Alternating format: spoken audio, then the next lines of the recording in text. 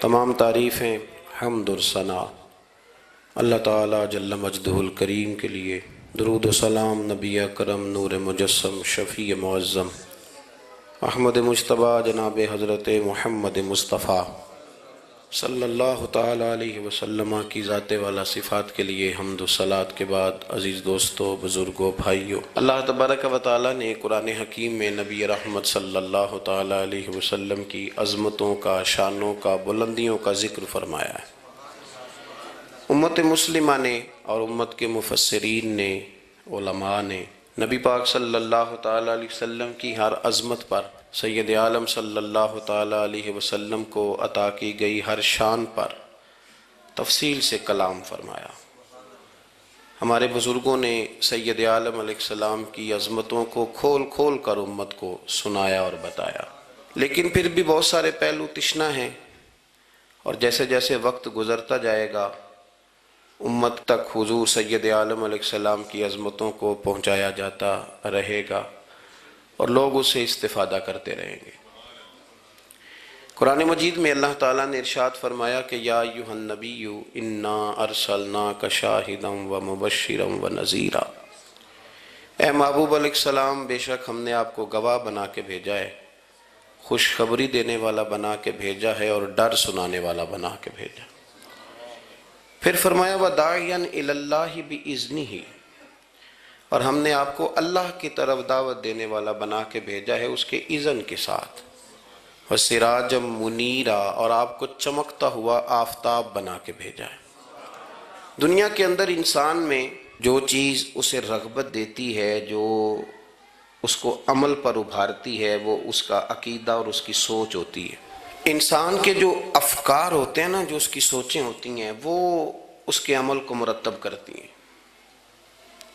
انسان کا جس طرح کا نظریہ ہوتا ہے، پھر وہ زندگی میں عمل بھی اسی طرح کے کرتا ہے، لوگوں کے بیچ رہ کے وہ وقت بھی اسی طرح ہی گزارتا ہے۔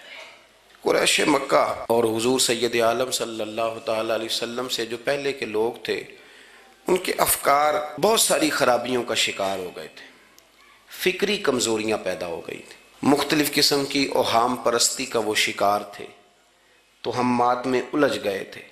حج کا موقع آیا ہے تو اب انہوں نے قبولیت کا یہ نظریہ گھڑ لیا ہے کہ ننگے ہو کے معاذ اللہ طواف کریں گے بیت اللہ کا۔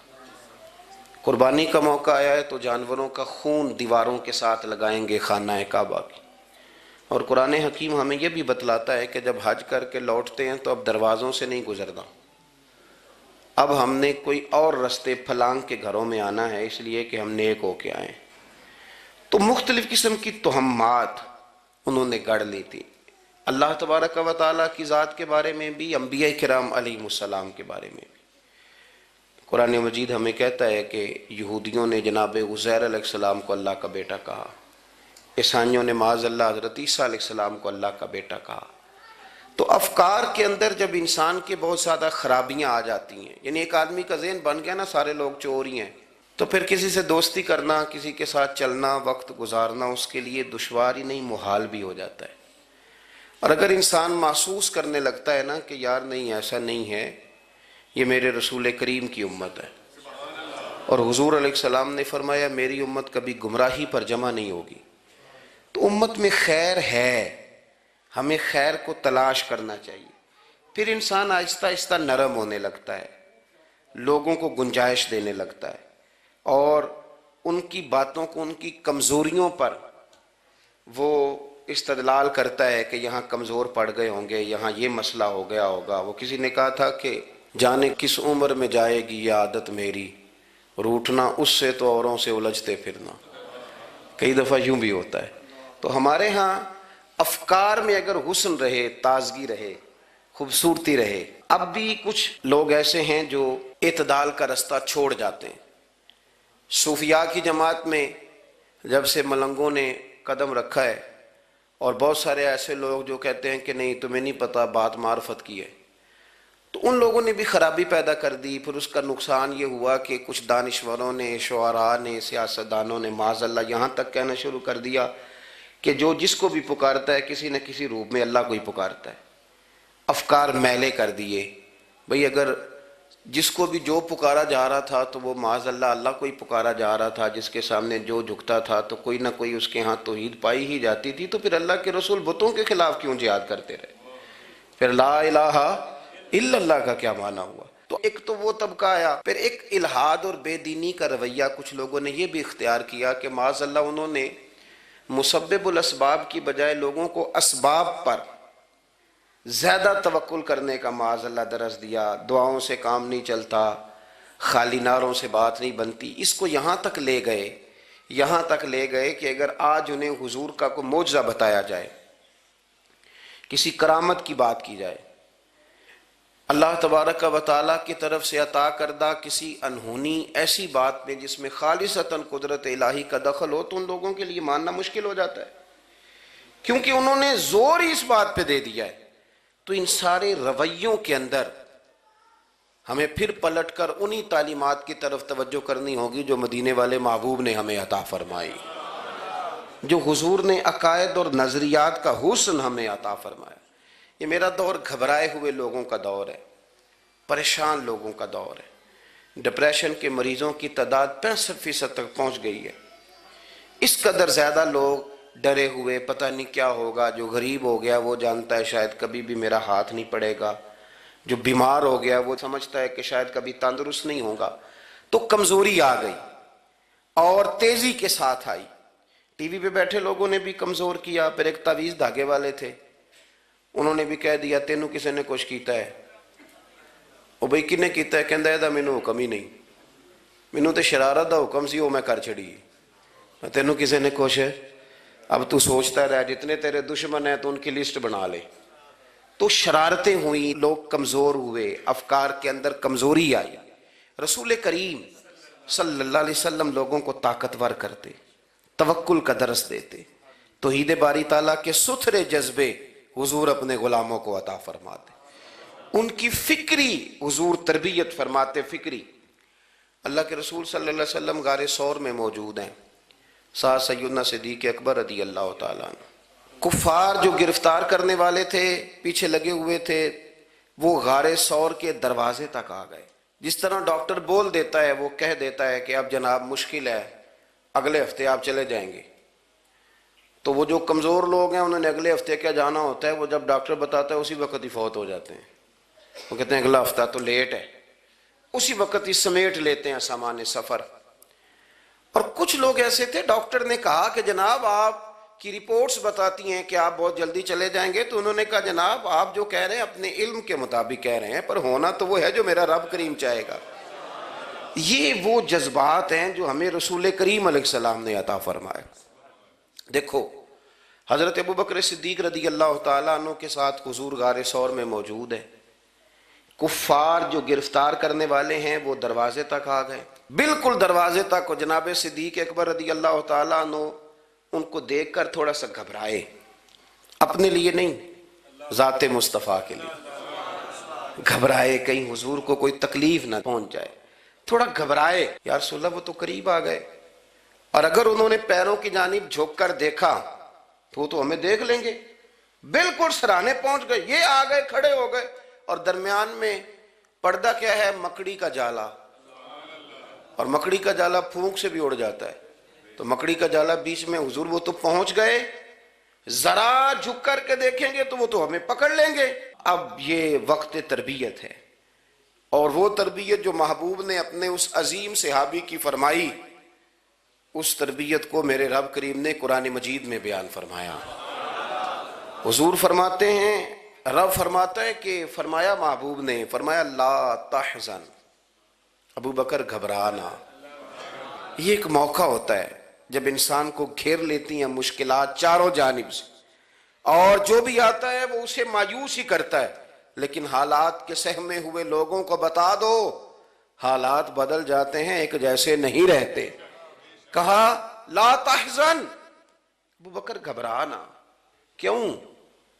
ہماری فوجیں آ کے انہیں پکڑ لیں گی، یا اندر ہمارے پاس کوئی ایسا اسلحہ موجود ہے کہ ہم ان پر چھوڑ دیں گے تو یہ مر جائیں گے۔ لا تحزن، ابو بکر گھبرائیے مت۔ کیوں نہ گھبرائیے؟ اس لیے کہ ان اللہ معنا، بے شک اللہ ہمارے ساتھ ہے۔ جن کے ساتھ رب ہو انہیں گھبرانا نہیں چاہیے. انہیں گھبرانا، یہ جو مصلے کی قوت ہوتی ہے، یہ دعا کی طاقت ہوتی ہے، دعا صلاح المومن، یہ جو قوت ہوتی ہے انسان کے پاس، یہ جو اس کے پاس ہتھیار ہوتا ہے کہ آج رات منا لوں گا میرا رب کرم فرما دے گا، یہ جو اس کے پاس قوت ہوتی ہے یہ اسے کمزور نہیں پڑنے دیتی، اسے طاقتور رکھتی. تو حضور نے افکار کے اندر یہ حسن پیدا کیا، لوگوں کو بتلایا کہ بجائے اس کے کہ تم کوئی چور رستہ تلاش کرو، کوئی سیاست کرنے کی کوشش کرو، تم کوئی ایسی راہ اختیار کرو جو تمہیں محسوس ہو کہ درست نہیں ہے، اس رستے نہ چلو، بلکہ تم اپنے رب کو منانے والے رستے پہ چلو. اور ترمذی شریف میں حدیث ہے، حضرت انس بن مالک رضی اللہ تعالیٰ عنہ فرمانے لگے کہ کریم محبوب علیہ السلام فرماتے ہیں کہ اپنے دکھڑے دنیا داروں کو نہ بتانا، سیٹھوں، نوابوں، چودھریوں، چاپلوسی کرنے کی ضرورت کوئی نہیں. اپنے دکھڑے دنیا داروں کو نہ بتانا ورنہ اللہ تمہیں کبھی غنی نہیں فرمائے گا. فرمایا اپنے دکھ اپنے رب کریم کی بارگاہ میں عرض کرنا، جلدی یا دیر سے اللہ تمہیں لوگوں سے بے نیاز کر دے گا. تربیت فرمائی. ہم لوگوں نے تیزی سے اپنے آپ کو کمزور کیا ہے، توجہ کا مرکز دنیا دار. وہ اکبر الہآبادی نے کہا تھا کہ مصیبت میں بھی اب یاد خدا ہم کو نہیں آتی، دعا منہ سے نہ نکلی جیبوں سے عرضیاں نکلی. اب بھی نہ لوگ درخواستیں جمع کراتے ہیں، دعائیں نہیں کرتے. تو بھائی ایک تو یہ کہ توحید باری تعالیٰ کے بارے میں اصل نظریات، افکار کا حسن، پاکیزگی اور آپ کا اپنے رب کی جانب پورا توجہ کرنا. ہمارے ہاں اب تو خیر کرامتیں فیس بک پہ آتی ہیں اور لوگ اس کا سوال بھی بڑا تگڑا کر کے کرتے ہیں. اور جو بچے چھوٹے موٹے ہماری طرح طالب علم ہوتے ہیں، کچھ کتابیں پڑھنے والے دین کے، وہ کئی دفعہ الجھ جاتے ہیں کہ اب اس کو ٹیلی کیسے کریں، ساتھ کیسے جوڑیں. ایسی کرامتیں اور کرامت بیان کرنا بھی لوگوں نے ذمہ داری سمجھ لیا ہے، حالانکہ جڑے محرم راز حقیقت دے وہ تے راز حقیقت کھول دے ہی نہیں. اے جنہ ویکھیا نہیں او کرن گلاں، جنہ ویکھ لیا او تے بول دے ہی نہیں، تو بات ہی نہیں کرتے.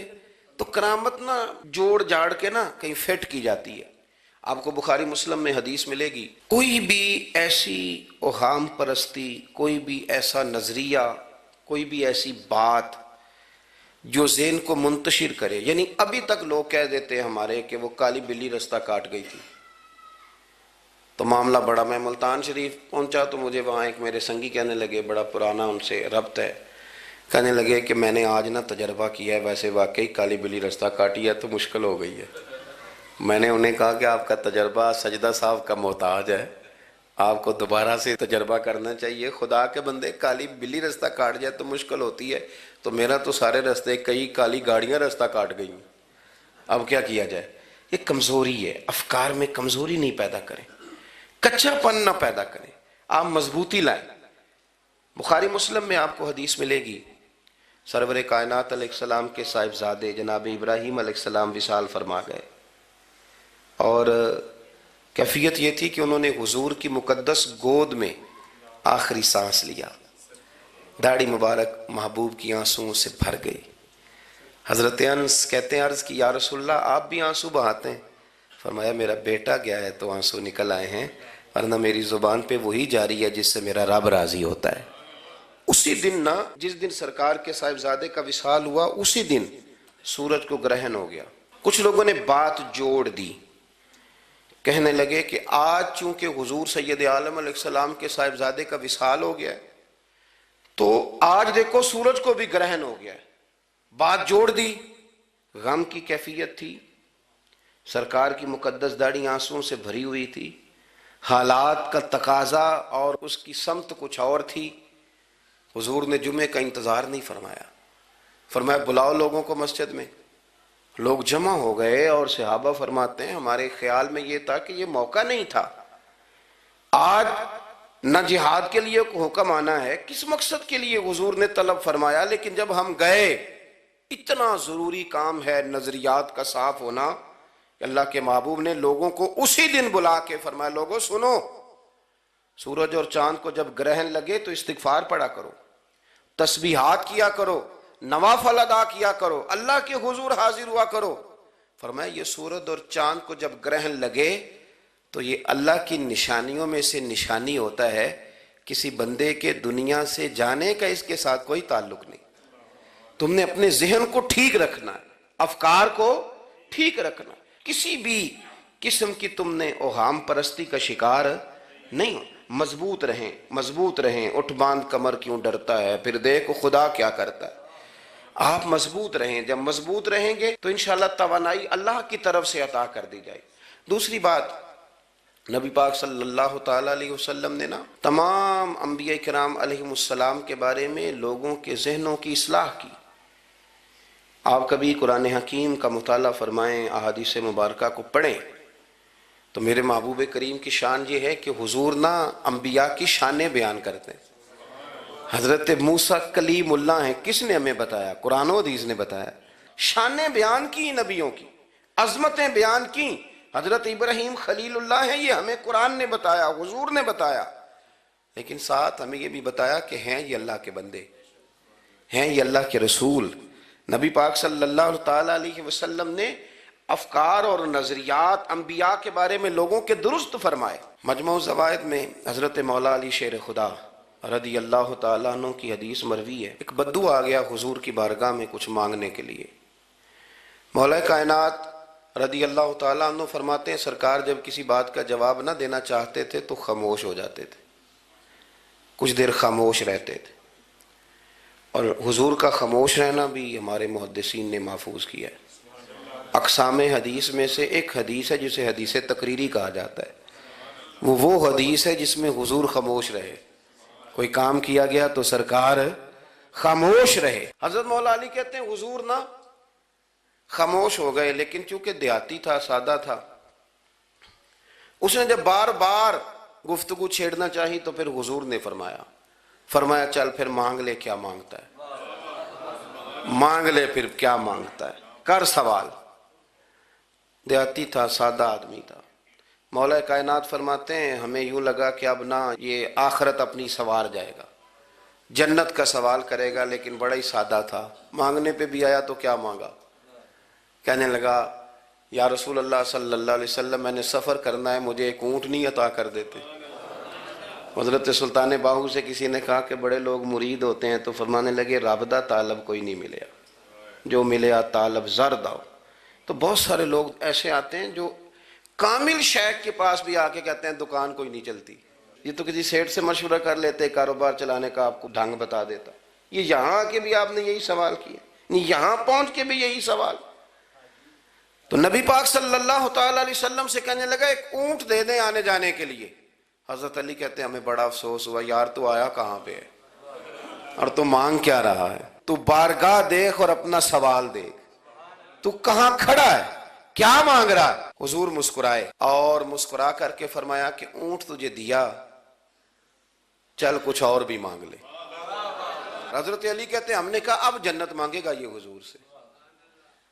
تو بڑا ہی بھولا تھا، کہنے لگا جی اگر آپ کچھ اور بھی دینا چاہتے ہیں تو اونٹ پہ ڈالنے کے لیے کجاوا بھی دے دیں۔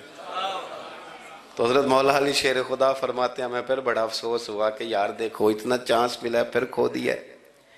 رسول کریم علیہ السلام بھی مسکرائے، اور سرور کائنات کی جو مسکراہٹ ہوتی تھی وہ نا خوشیاں تقسیم کرتی تھی۔ اعلیٰ حضرت رحمت اللہ علیہ فرماتے ہیں جس کی تسکین سے روتے ہوئے ہنس پڑے، جس کی تسکین سے روتے۔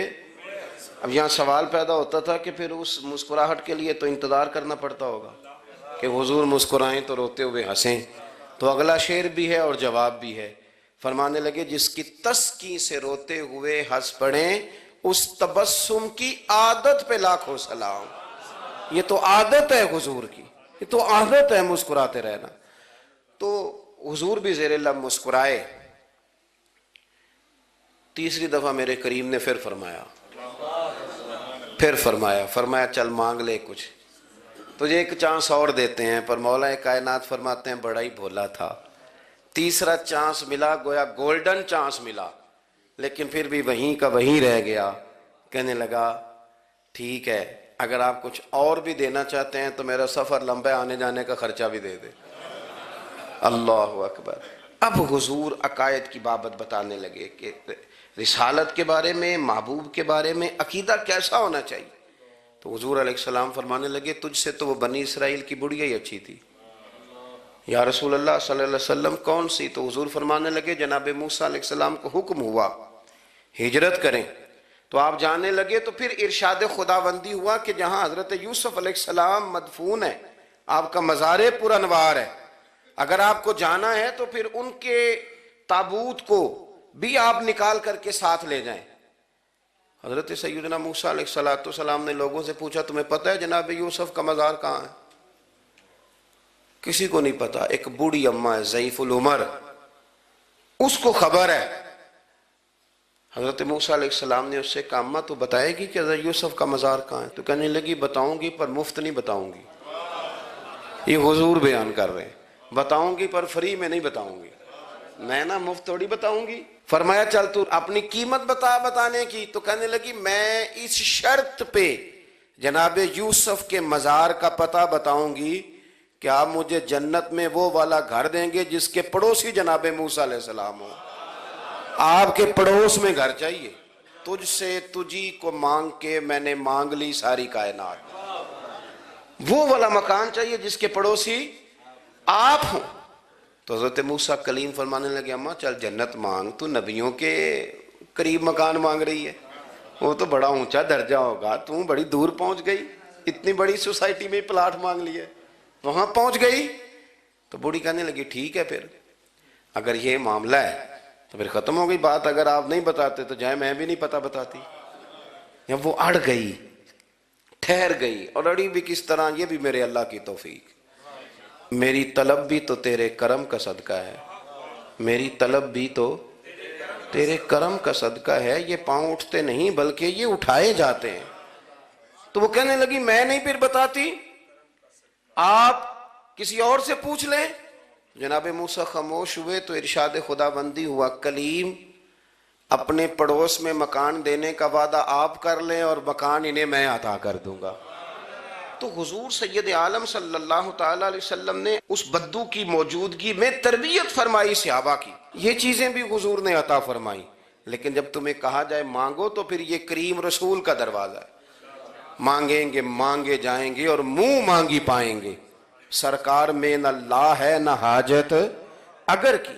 تو افکار کا حسن، نظریات کی پاکیزگی، ہمارے ہاں نا آج کل جو ہمیں لیکچر دیے جاتے ہیں نا، بالخصوص جو طلباء سائنس پڑھتے ہیں تو وہ جب سوالات اٹھاتے ہیں تو اس میں کچھ ایسی چیزیں بھی آتی ہیں، یہ ابھی کورونا کے حالات جب پچھلے دنوں چل رہے تھے تو اس وقت دو تین قسم کے لوگ ہوئے، ایک تو وہ ہوتے ہیں جو بالکل ہی ڈرتے، کہتے ہیں وہ چھوڑو جو ہوگا دیکھا جائے گا، اور ایک وہ ہوتے ہیں جو اتنا ڈرتے ہیں کہ بیچارے اپنے سائے سے بھی ڈرنے لگ جاتے ہیں۔ تو یہ دونوں باتیں جو ہیں یہ درست نہیں ہیں۔ درست کیا ہے کہ آپ احتیاط بھی کریں گے پر بھروسہ اپنے رب کریم کی ذات پر کریں گے، بھروسہ اللہ پر۔ تو لوگوں کو ڈرایا جاتا ہے اور جو خوف پھیلایا جاتا ہے ہمارے ہاں وہ بڑا عجیب قسم کا انداز ہے، قبر کو کھڑکی کوئی نہیں ہوتی، دروازہ کوئی نہیں ہوتا، آکسیجن کیسے جائے گی؟ یا آپ کبھی ٹویٹر پر مختلف بڑے لوگوں کے پیغامات دیکھیں تو موت کے بارے میں جب وہ چیزیں شیئر کرتے ہیں تو عجیب سا رنگ اس کا محسوس ہوتا ہے کہ اللہ جانے یہ بیچارہ کہاں کھڑا ہو گیا ہے، اور خوف، اور لوگ اس کا ذہن بنا کے ڈرتے ہیں۔ ڈرنا چاہیے، ضرور ڈرنا چاہیے، لیکن ایک بات یاد رکھیں، حضرت مولا علی فرمایا کرتے تھے کہ ڈرنا تو اپنے اعمال سے چاہیے اور ان کو درست کرنا چاہیے۔ ڈرنا تو اس چیز سے چاہیے کہ کیا ہم نے وہ رستہ اختیار کیا ہے جو قبر کو بالکل تنگ کر دے گا، جو جہنم کے گڑھوں میں سے گڑھا بنا دے گا؟ اگر وہ رستہ ہے اور اس پر آپ چلے ہوئے ہیں، آپ سخت ہو گئے ہیں، آپ نے سوچنا چھوڑ دیا ہے، آپ نے حقوق العباد کے معاملے کو ترک کر دیا ہے، آپ اپنی طبیعت کے لحاظ سے لوگوں کو ستانا مشغلہ بنا بیٹھے، آپ حلال حرام کی تمیز چھوڑ گئے، نگاہوں کی صفائی سے لے کر رزق حلال کو پیٹ میں لے جانے تک اگر غیر محتاط ہو گئے تو پھر تو خوف کھائیں۔ لیکن یہاں ان نظریات کی بابت جو حضور نے ہماری تربیت فرمائی، تو حضور نے ہمیں یہ نہیں فرمایا کہ میرا مومن ہو تو تم اسے کھڈے میں چھوڑ آؤ گے، ہو زندگی تقوی اور محتاط رہ کر گزارنے والا اور تم اسے کھڈے میں چھوڑ آؤ، یہ نہیں ہے، بلکہ فرمایا جو میرے مومن کی قبر ہوتی ہے روضۃ من ریاض الجنہ، وہ تم اسے نہ کھڈے میں نہیں چھوڑ کے آئے، باغ میں چھوڑ کے آئے ہو، آپ باغ کا تصور کریں پھر قبر کو سوچیں. نہیں باغ میں چھوڑ کے، اور باغ بھی معمولی نہیں، جنت کے باغوں میں سے باغ، جنت کی کیاریوں میں سے روضۃ من ریاض الجنہ.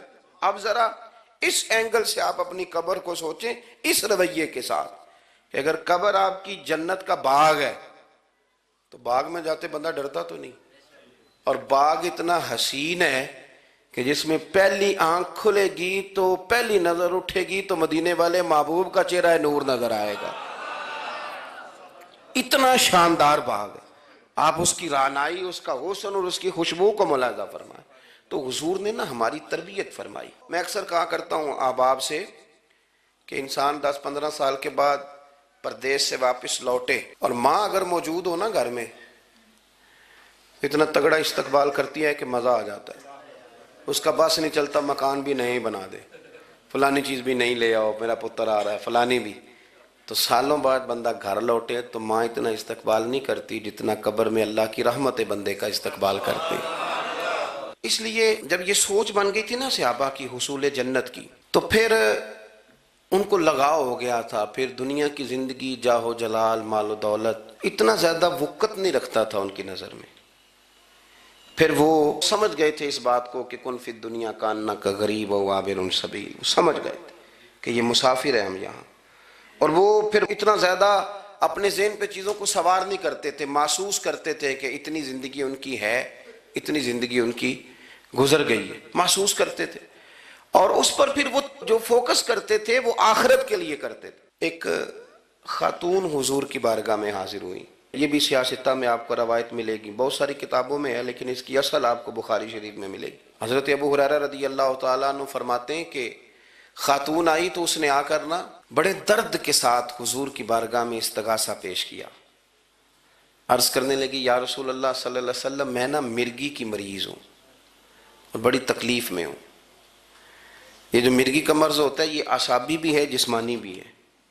ذہن کو کنٹرول کرتا ہے اور انسان جسمانی طور پر بھی بالکل اس وقت جب دورہ ہوتا ہے مفلوج ہو جاتا ہے، ذہنی طور پر بھی خوشی غمی آنا جانا دشوار ہو جاتا ہے انسان کے لیے. تو وہ خاتون عرض کرتی ہے یا رسول اللہ صلی اللہ علیہ وسلم مجھے مرگی ہے، کریم آپ دعا فرمائیں رب مجھے شفا عطا کر دے.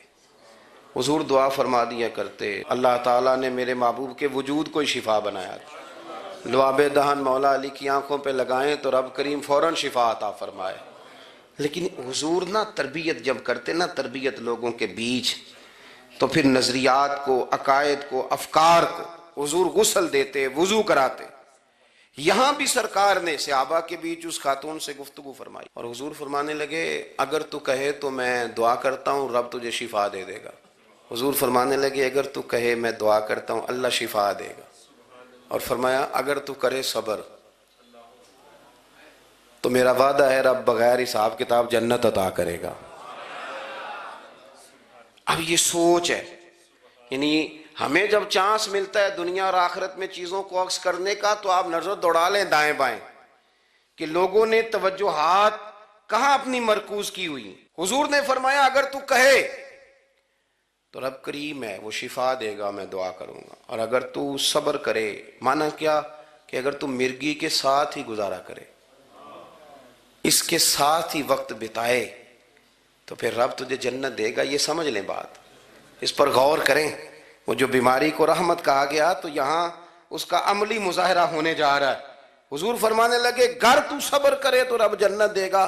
صحابہ کہتے ہیں اس بوڑھی نے 1 منٹ نہیں لگایا سوچنے کے لیے، فوراً عرض کرنے لگی.